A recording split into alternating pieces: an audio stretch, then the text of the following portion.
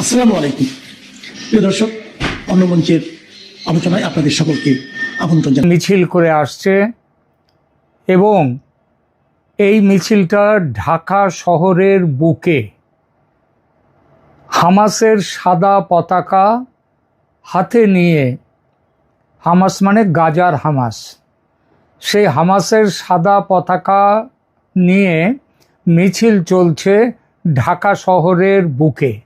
এর সঙ্গে শুধু যে হামাসের ছবি আছে তা নয়, এর সামনে যে কালো রঙের পতাকা এবং সেখানে আরবিক অক্ষরে যেসব লেখাগুলো আছে, ওই পতাকা হচ্ছে আইসিসের পতাকা।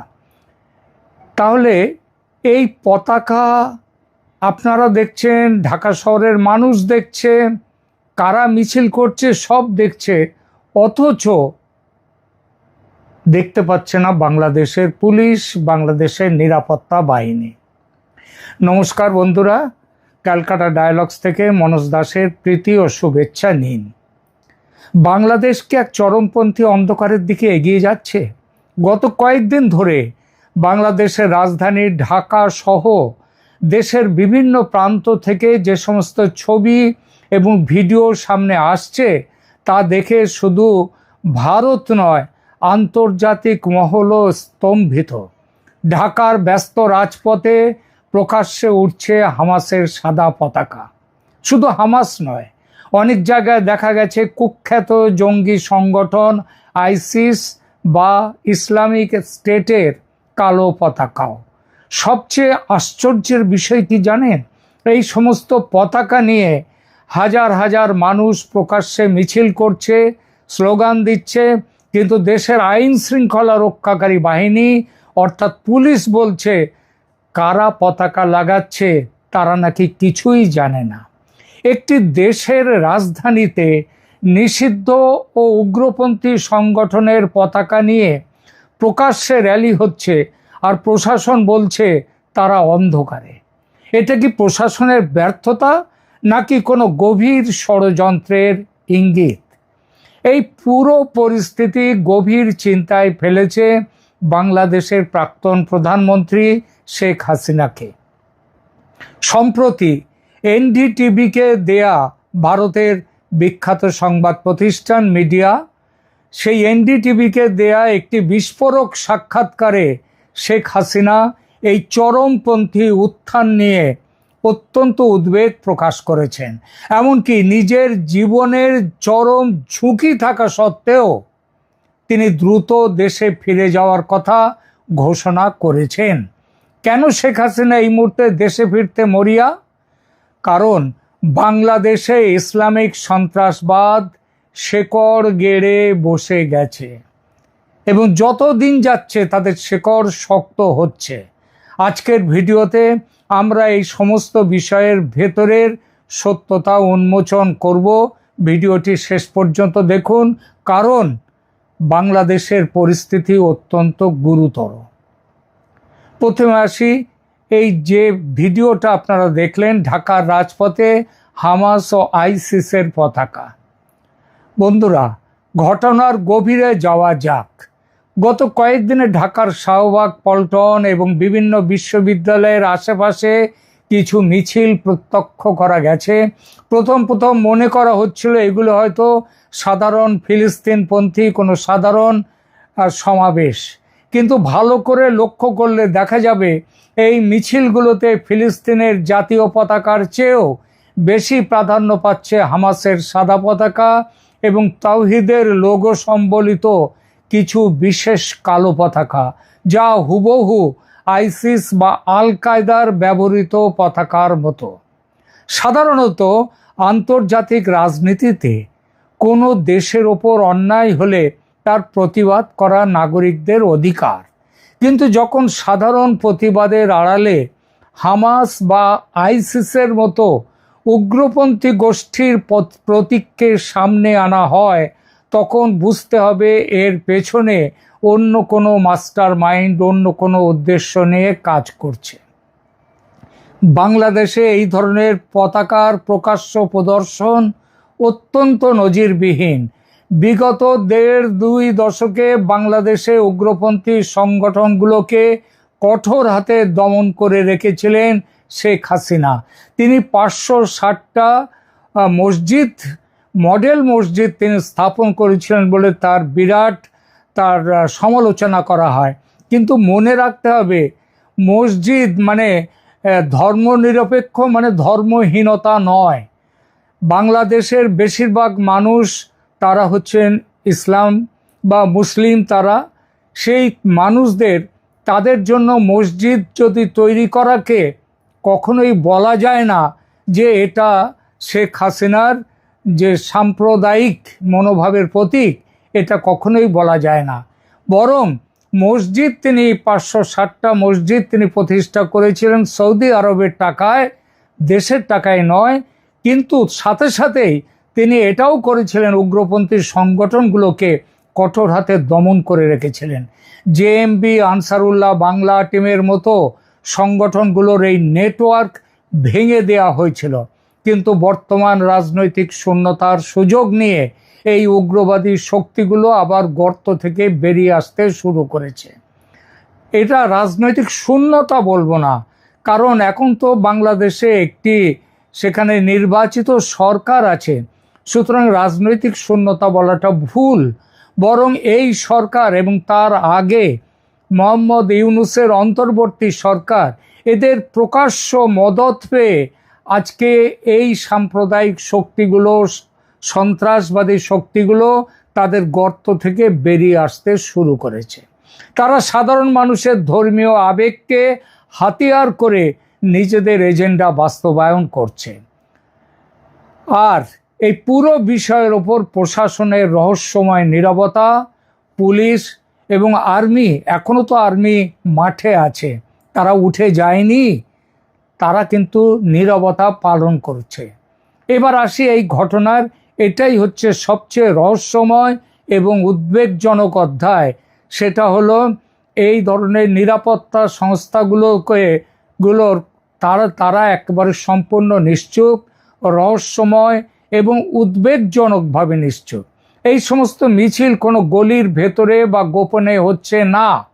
ঢাকার বুকে যেখানে শত শত সিসিটিভি ক্যামেরা রয়েছে, যেখানে সার্বক্ষণিক পুলিশি পাহারা আছে, যেখানে আর্মি রয়েছে মাঠে, সেখানে এই ঘটনা ঘটছে। অথচ সংবাদ মাধ্যম যখন পুলিশ প্রশাসনকে এই বিষয়ে প্রশ্ন করে, তখন তাদের উত্তর অদ্ভুত। পুলিশ আধিকারিকরা সোজা জানিয়ে দিচ্ছেন, আমরা এ বিষয়ে কিছুই জানি না, আমাদের কাছে কোনো তথ্য নেই, কারা পতাকা লাগাচ্ছে আমরা জানি না। ভেবে দেখুন, একটি স্বাধীন সার্বভৌম রাষ্ট্রের রাজধানীতে গ্লোবাল টেররিস্ট অর্গানাইজেশনগুলো তাদের প্রতীক নিয়ে মিছিল করে যাচ্ছে, আর ইন্টেলিজেন্স বা গোয়েন্দা সংস্থাগুলো বলছে তারা কিছুই জানে না। এটা কি আদৌ বিশ্বাসযোগ্য? এর পেছনে দুটি বড় কারণ থাকতেই পারে। দেশের অন্তর্বর্তীকালীন সরকার এবং তারপরে যে বিএনপি সরকার, তারেক রহমানের সরকার, তারা তাদের প্রকাশ্য মদতে আইন শৃঙ্খলা ব্যবস্থা এতটাই ভেঙে পড়েছে যে উগ্রপন্থীদের নিয়ন্ত্রণ করার ক্ষমতা তাদের নেই। আজকে উগ্রপন্থীরা ছাত্রলীগের কর্মীদের তাদেরকে অপহরণ করছে, তারপর তুরাগ নদীতে তাদের লাশ ভেসে উঠছে। এটা দেশে আইন শৃঙ্খলা রক্ষার এটা নমুনা? দ্বিতীয়ত, প্রশাসনের ভেতরে এমন কিছু উপাদান ঢুকে পড়েছে যারা এই ইসলামিক চরমপন্থীদের ব্যাকডোর সাপোর্ট বা পরোক্ষ মদত দিচ্ছে। যদি দ্বিতীয় কারণটি সত্যি হয়, তবে তা বাংলাদেশের সাধারণ মানুষ শুধু নয়, প্রতিবেশী রাষ্ট্র ভারতের জন্য এক বিরাট বড় সিকিউরিটি থ্রেট বা নিরাপত্তা হুমকি। আর ইসলামিক সন্ত্রাসবাদের গভীর শেকড়, এই বিষয়ে কয়েকটা কথা বলতেই হয়। এই যে হামাস বা আইসিসের পতাকা ওড়ানো, এটা কিন্তু কেবলই একটা প্রতীকী বিষয় নয়, এটা আসলে একটা ডেমো বা ট্রেলার। উগ্রপন্থীরা, উগ্রবাদীরা, সন্ত্রাসবাদীরা বিশ্বকে এবং বাংলাদেশের আম জনতাকে দেখাতে চাইছে যে এখন তাদের সময় এসেছে, এবার বাংলাদেশে তাদের খেলা চলবে। আর তারা চালাচ্ছেও। বিগত কয়েক মাসে বাংলাদেশের কারাগারগুলো থেকে বহু চিহ্নিত উগ্রপন্থী ও নিষিদ্ধ সংগঠনের নেতাদেরকে ছেড়ে দেওয়া হয়েছে জামিনে, বা তাদের বিরুদ্ধে কেস তুলে নেওয়া হয়েছে, মামলা তুলে নেওয়া হয়েছে। হিজবুত তাহরির বা আনসার আল ইসলামের মতো নিষিদ্ধ সংগঠনগুলো এখন প্রকাশ্যে পোস্টারিং করছে, সেমিনার করছে, হুমকি দিচ্ছে নানা রকম। পাকিস্তানের সাথে এই সরকার তারা প্রণয় ঘটিয়ে পাকিস্তান থেকে উগ্রপন্থা সন্ত্রাসবাদকে আমদানি করছে বাংলাদেশে। সোশ্যাল মিডিয়ায় তরুণ প্রজন্মকে টার্গেট করে উগ্রবাদী প্রোপাগান্ডা ছড়ানো হচ্ছে। যখন কোনো দেশে অর্থনৈতিক অস্থিরতা চলে, যখন বেকারত্ব বাড়ে এবং রাজনৈতিক স্থিতিশীলতা থাকে না, তখন উগ্রবাদী শক্তিগুলোর জন্য যুব সমাজকে মগজ ধোলাই বা ব্রেন ওয়াশ করা খুব সহজ হয়ে যায়। আজ যারা হামাসের পতাকা নিয়ে ঘুরছে, কাল যে তারা হাতে অস্ত্র তুলে নেবে না, তার গ্যারান্টি কে দেবে? এই শিকড়টা যদি একবার মাটির গভীরে চলে যায়, যেটা অনেকটা গভীরে ইতিমধ্যেই চলে গেছে, তবে বাংলাদেশ আর একটা আফগানিস্তান বা সিরিয়ায় পরিণত হতে বেশি সময় লাগবে না। আর এজন্যেই শেখ হাসিনার উদ্বেগ এবং এনডিটিভিকে বিস্ফোরক সাক্ষাৎকার তিনি দিয়েছেন। বাংলাদেশের এই ভয়াবহ রূপান্তর কিন্তু এড়ানো যায়নি দিল্লির বা বিশ্ব রাজনীতির নজর থেকে। বিশ্ব রাজনীতি, ভারত, তারা সবাই জেনে গেছে বাংলাদেশে এখন কি হচ্ছে। আর এই পুরো পরিস্থিতি সবচেয়ে বেশি ভাবিয়ে তুলেছে বাংলাদেশের প্রাক্তন প্রধানমন্ত্রী শেখ হাসিনাকে। আপনারা জানেন, রাজনৈতিক পট পরিবর্তনের পর তিনি ভারতে আছেন। সম্প্রতি ভারতের বিখ্যাত নিউজ চ্যানেল এনডিটিভিকে তিনি একটি অত্যন্ত গুরুত্বপূর্ণ এবং বিস্ফোরক সাক্ষাৎকার দিয়েছেন।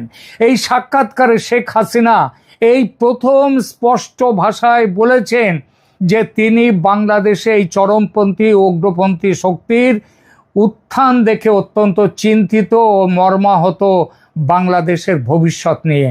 তিনি বলেন, যে দেশকে তিনি 20 বছর ধরে রক্ত ঘাম দিয়ে একটি আধুনিক ধর্মনিরপেক্ষ অর্থনৈতিকভাবে সমৃদ্ধ রাষ্ট্র হিসেবে গড়ে তুলেছিলেন, আজ সেই দেশ মৌলবাদীদের চারণভূমিতে পরিণত হচ্ছে। সবচেয়ে বড় চমক ছিল সাক্ষাৎকারের শেষ অংশে। সেখানে শেখ হাসিনা অত্যন্ত দৃঢ়তার সাথে বলেছেন যে তিনি খুব দ্রুত বাংলাদেশে ফিরে যেতে চান এই বছরের মধ্যেই।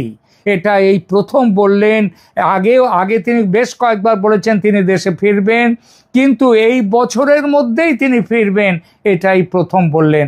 এটা শুধু এনডিটিভির সাক্ষাৎকারে নয়, আমি ইতিপূর্বে বিভিন্ন এপিসোড করেছি, সেখানে বলেছি যে তিনি নেতাদেরকে ডেকে তাদেরকে স্পষ্টভাবে মিটিং করে বলেছেন তিনি দেশে ফিরবেন এই বছরের মধ্যেই, এবং আরও স্পষ্ট করে বলেছেন হয়তো অক্টোবর নভেম্বরের মধ্যেই তিনি ফিরে যাবেন।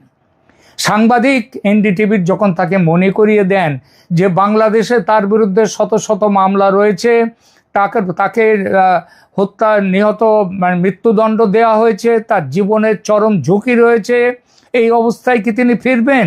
তখন শেখ হাসিনা বুক চিতিয়ে উত্তর দিয়েছেন, আমি আমার জীবনের পরোয়া করি না। তিনি বলেছেন, আমার বাবা মা ভাইদের এই দেশের মাটিতেই হত্যা করা হয়েছে, আমি দেশের মানুষের জন্য এবং দেশকে এই চরমপন্থীদের হাত থেকে রক্ষা করতে নিজের জীবন উৎসর্গ করতেও প্রস্তুত। এতটা স্পষ্টভাবে এবং দৃঢ়তার সঙ্গে নির্দিষ্ট সময়সীমা জানিয়ে শেখ হাসিনা এই মন্তব্য এই প্রথম করলেন। শেখ হাসিনার এই মন্তব্য প্রমাণ করে যে বাংলাদেশের অভ্যন্তরীণ পরিস্থিতি কতটা সংবেদনশীল মোড়ে এসে দাঁড়িয়েছে। তিনি ভালো করেই জানেন, তিনি যদি দ্রুত দেশে ফিরে রাজনৈতিক হাল না ধরেন, তবে উগ্রপন্থীরা পুরো দেশের নিয়ন্ত্রণ নিয়ে নেবে। আর সে নিয়ন্ত্রণ নিলে যে বাঙালি জাতীয়তাবাদ মানসিকতা শেষ হয়ে যাবে, এটা তিনি জানেন। আলোচনা শেষ করি। বাংলাদেশের এই পরিস্থিতি কেবল বাংলাদেশের অভ্যন্তরীণ বিষয় নয়, বাংলাদেশের সীমানা ভারতের সাথে যুক্ত দীর্ঘ প্রায় 4100 কিলোমিটার সীমানা। সেখানে যদি ইসলামী সন্ত্রাসবাদ বা আইএস কিংবা হামাসের মতো আদর্শের বিস্তার ঘটে, তবে তার সরাসরি প্রভাব পড়বে ভারতের পশ্চিমবঙ্গ, আসাম, ত্রিপুরা সহ পুরো উত্তর পূর্ব ভারতে। আবার উত্তর পূর্ব ভারত শুধু বলবো কেন, এটা ছড়িয়ে পড়বে সারা দেশে, সারা ভারতে। আমি কয়েকদিন আগে আপনাদেরকে একটি এপিসোডে বলেছি, ইসরায়েলের রাষ্ট্রদূত ভারতে যিনি আছেন তিনি বলেছেন হামাস এসে বাংলাদেশে ঘাঁটি গেড়েছে খুব ভালোভাবে। এবং শুধু হামাস তো নয়, আইসিসও এসেছে। একটি শান্ত প্রগতিশীল বাংলাদেশ যেমন আমাদের ভারতের সবার কাম্য, ঠিক তেমনি এটা বিশ্বেরও কাম্য। এবং এই উগ্রবাদের চাষাবাদ কিন্তু শুধু বাংলাদেশে থাকবে না, পুরো দক্ষিণ এশিয়ার শান্তি নষ্ট করে দিতে পারে। শেখ হাসিনা কি পারবেন দেশে ফিরে এই পরিস্থিতির মোড় ঘোরাতে, নাকি বাংলাদেশ এক অনন্ত অন্ধকারের দিকে ক্রমশ তলিয়ে যাবে? বাংলাদেশের প্রশাসন কি সত্যি ঘুমিয়ে আছে, নাকি জেনে বুঝে এই এজেন্ডা তারাই জারি রেখেছে চোখ বন্ধ করে রাখার বিনিময়ে? প্রিয় দর্শক, বাংলাদেশকে বাঁচাতে শেখ হাসিনার দেশে ফিরে যাওয়া অত্যন্ত গুরুত্বপূর্ণ, এবং তিনি যত দ্রুত তিনি ফিরতে পারেন ততই বাংলাদেশের মঙ্গল, দক্ষিণ এশিয়ার মঙ্গল, বিশ্বের শান্তির পক্ষে মঙ্গল। প্রিয় দর্শক, আপনাদের এই বিষয়ে কি মতামত? আপনারা কি মনে করেন বাংলাদেশের সাধারণ মানুষ এই উগ্রবাদকে মেনে নেবে? কমেন্ট সেকশনে আপনাদের মূল্যবান মতামত অবশ্যই জানান। ভিডিওটি ইনফরমেটিভ মনে হলে একটি লাইক দিন, বন্ধুদের সাথে শেয়ার করুন। আর এই ধরনের গভীর রাজনৈতিক ও ভূ রাজনৈতিক বিশ্লেষণ নিয়মিত পেতে আমাদের চ্যানেলটি এখনই সাবস্ক্রাইব করে বেল আইকনটি প্রেস করে রাখুন। দেখা হচ্ছে পরের ভিডিওতে। ধন্যবাদ। জয় বাংলা।